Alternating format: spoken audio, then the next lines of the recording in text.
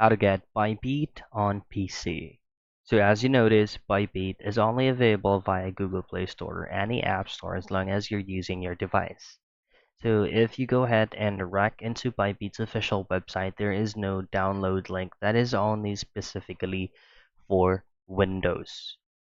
So what you're going to be doing is just to use your trusted sources out there to have a download link that is only for your PC. Use up any preferred web browser on your end. Simply type in Bybit for Windows.